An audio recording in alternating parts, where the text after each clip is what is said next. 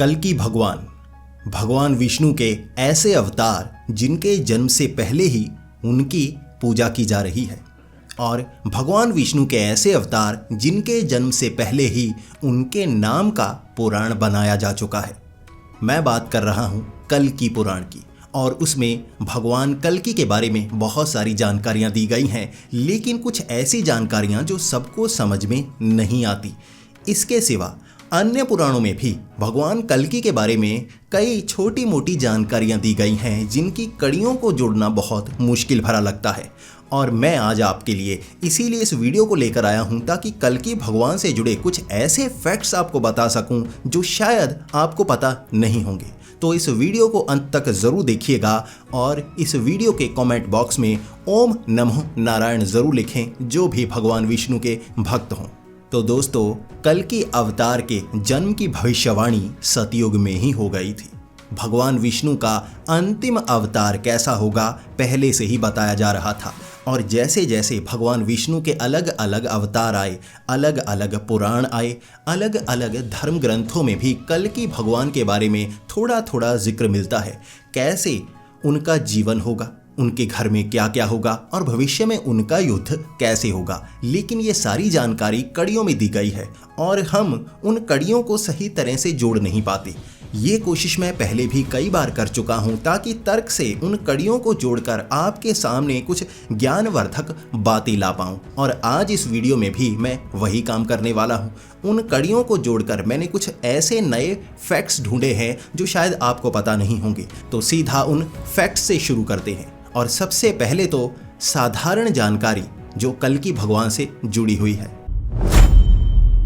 तो कल्कि भगवान का जन्म कलयुग के अंतिम चरण में होगा और उनकी माता का नाम सुमति और पिता का नाम विष्णु यशा होगा। उनके 3 बड़े भाई होंगे जिनका नाम होगा सुमंत, प्राग और कवि।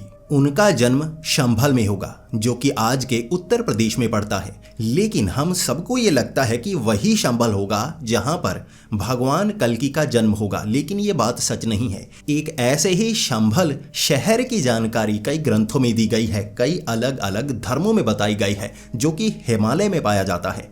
हिमालय में एक ऐसी जगह है जिसे गुप्त कहा जाता है। ना उसे ऊपर से देखा जा सकता है, ना वहां पर कोई भी साधारण इंसान पहुंच सकता है। कोई महान आत्मा ही वहां पर जा सकती है और ऐसी जगह धरती पर ही छिपी हुई है।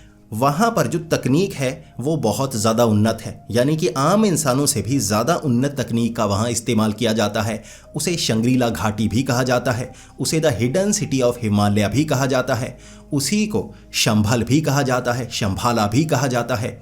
इस तरह कई अलग अलग नाम उस जगह को दिए गए हैं और मान्यता है कि वहाँ पर कोई बूढ़ा नहीं होता। जो वहाँ पहुँच जाता है वहाँ ऐसी दैवीय शक्तियाँ हैं कि उसकी उम्र नहीं बढ़ती और हमेशा के लिए जैसे वो अमर हो जाता है जब तक वो वहाँ पर रहता है। और वहीं पर कल्कि भगवान का जन्म भी होगा। ये वो शंभल होगा, ना कि उत्तर प्रदेश का शंभल। इस पर कई लोगों के मतभेद हो सकते हैं, लेकिन क्या आपको लगता है जिस तरह से आक्रांता जो आक्रमणकारी अलग अलग देशों से भारत में आए, उन्होंने कई राज्यों का, कई शहरों का नाम बदला और इतने साल बाद 4,32,000 साल का कलयुग है और अभी 5,000 साल के करीब हुए हैं। तो इतने समय तक यही शंभल वो शंभल रहेगा? क्या आपको ऐसा लगता है? कई युद्ध होंगे और धीरे धीरे कलयुग बढ़ेगा तो ऐसे शहरों के नाम भी बदलेंगे और हो सकता है भविष्य में ऐसे कई और शंभल बने। लेकिन एक ऐसा शंभल शहर जो पहले से चला आ रहा है, हाईली एडवांस है, तो वहां पर कल्कि भगवान के जन्म होने के चांस सबसे ज्यादा हैं। दोस्तों, एक और जानकारी है जो बहुत कम लोगों को पता होती है कि कल्कि भगवान का एक विवाह होगा या 2 विवाह होंगे। तो कल्कि पुराण में बताया गया है कि भगवान कल्कि की एक पत्नी का नाम होगा पद्मिनी, जो कि लक्ष्मी रूप होंगी और हमेशा से ऐसा ही होता आया है। भगवान विष्णु के जितने भी अवतार होते हैं उनकी साथी हमेशा लक्ष्मी जी ही होती हैं। उनका एक रूप भी उनके साथ ही प्रकट होता है और उनसे उनका विवाह होता है। लेकिन त्रेता युग की एक ऐसी कथा भी है जब माता वैष्णवी ने श्री राम से ये इच्छा प्रकट की थी कि मैं आपसे विवाह करना चाहती हूँ। तो श्री राम ने कहा था कि जो कलयुग का अंत होगा उसमें कल्कि अवतार होगा, उस अवतार में मैं आपसे विवाह करूंगा। तो इस तरह से कई लोगों का मानना है कि उनके 2 विवाह होंगे, जबकि कई का मानना है कि उनका सिर्फ एक ही विवाह होगा और वैष्णवी भी लक्ष्मी माता के रूप में ही वहीं पद्मिनी होंगी। इस पर आपके क्या विचार हैं, कमेंट्स में जरूर बताएं।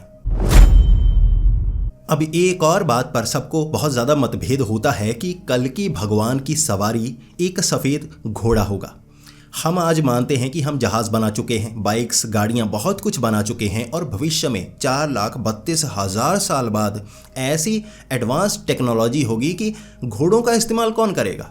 लेकिन क्या आपको पता है, जब विनाश आता है तो शुरुआत से काम करना शुरू होता है, और जब कलयुग का अंत होगा इंसान का दिमाग इतना क्षीण हो जाएगा, क्या इसी टेक्नोलॉजी को हम इस्तेमाल कर पाएंगे? अभी 100 साल भी नहीं हुए परमाणु बम के बने हुए और हम उससे इतना ज़्यादा डरते हैं। कहीं परमाणु युद्ध हो गया तो धरती पर विनाश हो जाएगा। तो क्या ये टेक्नोलॉजी इतनी आगे तक चल पाएगी?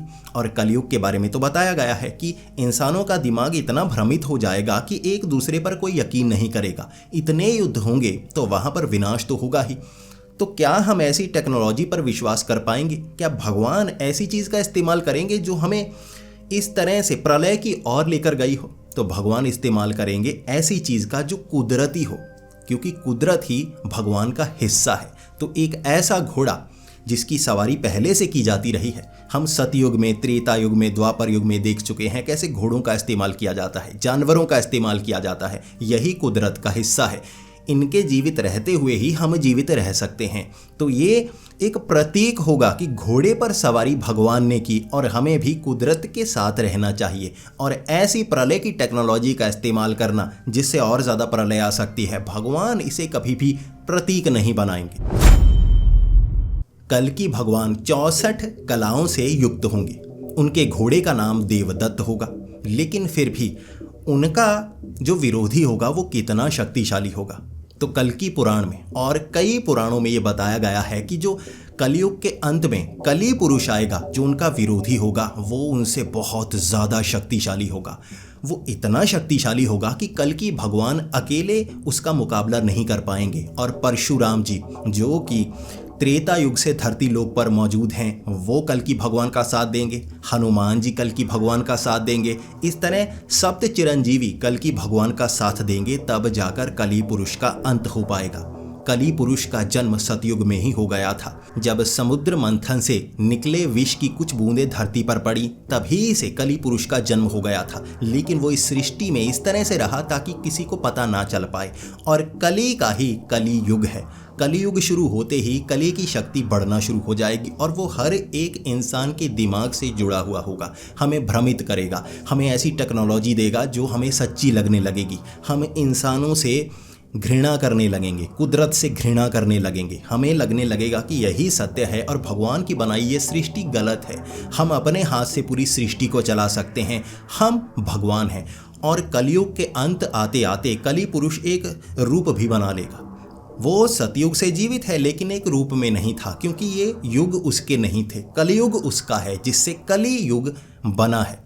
तो कली पुरुष इस युग में एक रूप बनाएगा। इसके बाद जो इंसान होंगे इसे भगवान मानने लगेंगे और कली पुरुष को भगवान मानेंगे, उसका लोग साथ देंगे। और जब कल की अवतार आएंगे तो इंसान कल्कि भगवान के विरुद्ध युद्ध लड़ेंगे और सप्त चिरंजीवी कल्कि भगवान का साथ देंगे। इस तरह से ज़्यादातर इंसानों का भी अंत होगा। कली पुरुष का अंत कल्कि भगवान स्वयं करेंगे। उसके बाद उदय होगा सतयुग का और ये चरण चलते रहेंगे। ये महायुग चलता रहेगा। जैसे पहले सतयुग आता है, फिर त्रेता युग, द्वापर युग और फिर कलयुग। इस तरह कलयुग का अंत होगा, दोबारा से सतयुग आएगा, एक अच्छा समय, फिर से त्रेता युग आएगा, फिर से द्वापर युग आएगा, फिर से कलयुग आएगा और ये चक्र हमेशा चलता ही रहता है। और अंतिम फैक्ट कि कल्कि भगवान का अब तक जन्म नहीं हुआ है, लेकिन फिर भी उनका एक मंदिर पहले से ही बनाया जा चुका है। राजस्थान में कल्कि भगवान का एक ऐसा मंदिर मौजूद है जहां पर रखा घोड़ा, जो कि एक प्रतिमा के रूप में है, सबसे रहस्यमय है। उसकी एक टांग पर घाव बना हुआ है और धीरे धीरे वो घाव भर रहा है और मान्यता है कलयुग के अंत तक वो घाव भर जाएगा और यही प्रतिमा उस घोड़े का रूप लेगी जो देवदत्त बनेगा, कल्कि भगवान का वो महान घोड़ा। तो दोस्तों, ये थी जानकारी कल्कि भगवान से जुड़ी हुई। अगर आपको ये वीडियो पसंद आई हो तो इसे लाइक और शेयर करें, अपने सुझाव कमेंट्स में ज़रूर दें। ऐसी ही वीडियोस देखने के लिए हमारे इस चैनल को सब्सक्राइब कर लें। तो मिलते हैं अगली वीडियो में, तब तक के लिए ओम नमो नारायण।